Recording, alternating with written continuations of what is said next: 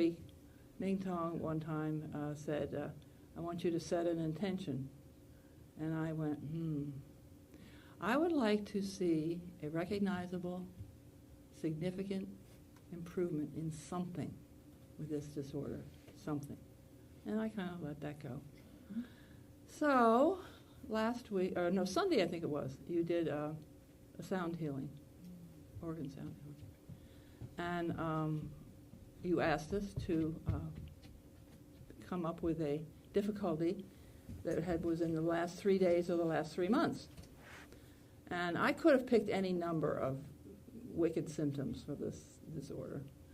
But I thought, no, you know what? We come here and do these exercises, the pair practices in the morning, and when I can do them all, but when I get to bending spines, I can't even reach the handles of the chair leaning over it because my back went out about 6 weeks ago, and the doctor said it was related to Parkinson's, that where it's hurt is where my leg spasms begin. So he said, I went for some therapy, but it didn't do anything. So I said, okay, what would I like to do? I would like to just be able to bend like everybody else is that in the morning. Bend down and touch something other than barely reach the arms of the chairs. Okay, so we went into the sound healing, and about the time we got to the stomach, I started to get the leg spasms. And from there all the way through the respiratory, I'm inside, just, can't wait for this to be over. And I thought, oh no, accept it. Relax, accept it. Just accept it.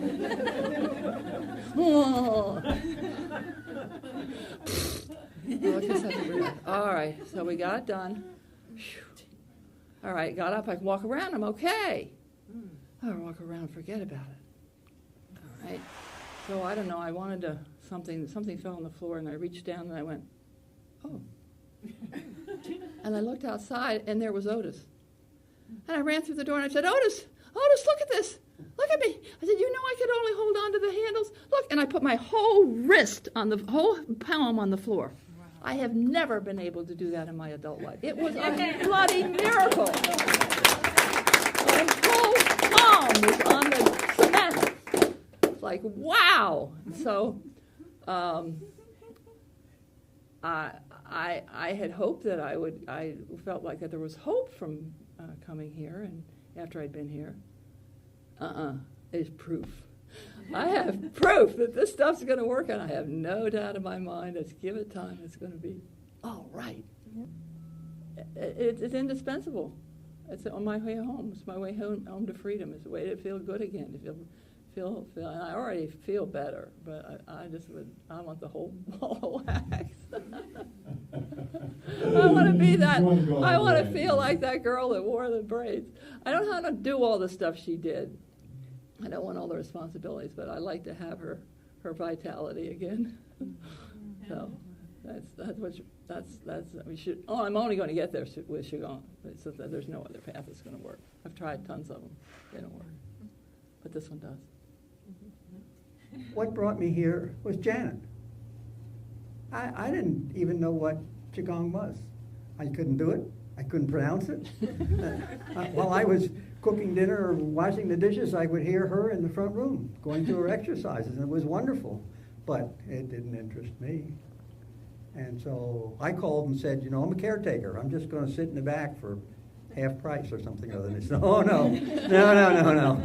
Everybody gets involved. You're a participant, Jay. So I said, okay. I'm in reasonably good health for my age. And I had great sadness because of working with Janet, that I wanted to see her be the kind of person she changed into the last couple of days. So I'm really happy now, and I got a lot out of that. But specifically, there's something that occurred the other day that made me realize what Mingtong had talked about when he said blockages. And I had someone in the room remind me of my blockage after I'd come to this epiphany, but I thought, I don't have any blockage. You crazy? I have problems, but I don't have any blockage. And I'll take you back. When I was 6 years old, I got spinal meningitis. They took me to the hospital, a contagious ward, and said, no, this guy's got spinal meningitis. He goes in the ward, first floor, window room, so his parents can come and see him. And he'll be here a couple weeks, alone, with a big needle. And so my father said to me before they wheeled me away on the gurney, you'll be all right, we'll come and see you every day, and we'll stand outside the window, and we'll curl our little finger, and that says, I love you. And we'll do that every day. And now my children and my grandchildren all know what that means, because they carry it. Well, that was the good news. But the bad news was sulfa didn't work, and it almost put me out. So they said, penicillin has just come in. But good Lord, it came in a big needle, and it had to go in a big muscle. So the best one was back here, and it came every 3 hours, and it came day or night. And the only choice I had was which side in my butt they could put it. So after this nightmare of being in there for 2 weeks, I was to go home. And they said, okay, your way out is another test. I said, no, you're not going to do that to me again. And they said, well, then you're not going to leave the hospital unless we tap your spine and check it out. Well, I got home, and that was a relief. But you know, for several years while I was a young child, I would have a recurring dream. And I knew it was going to happen because it was the same dream. And it'd come back 2 or 3 times a year for several years. I would go to the movie theater. I would sit in an aisle seat. People would gather around. They'd get seated. And then the announcement would come on. We're going to turn the lights down now. And before we start the show, the stabber is going to come in and stab someone in the back. And then we can start the movie. And I would sit in my chair with your head between your legs and hold your hands down the way they told everybody in the theater, and I would know that this person in this drape with this big knife would be coming down, and it was to be me. And I would get a big stab, big pain, and I'd wake up, and then that would be over. I forgot about that. It really isn't part of me today.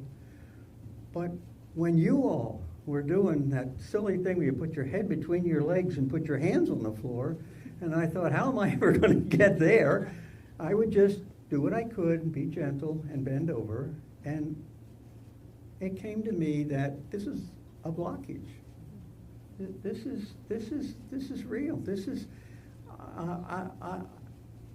I should relax. I could hear Mingtong say, relax. And so I relaxed, and unlike my dear wife that put her hands flat on the floor, I don't have a very big story to tell because I didn't get nearly that far, but I could feel them go down. And then I took a breath, and I relaxed, and they went down, and when they went down, and went down. And when I could feel the tops of my slippers, whoa, I knew I had arrived. Oh, wow. And I didn't tempt fate and do anything else. that was wow, a place I don't ever remember being. So I think what had helped me internalize what Mingtong is trying to say, that we have blocks, and if we can release those blocks, if we can discover those blocks and release those blocks, that it's possible. And it also says to me is, if my mind can tell my muscles and tendons to do something they haven't done for 72 years, they can tell another organ what to do. Like, get your butt in gear and start making dopamine. Okay, that's all.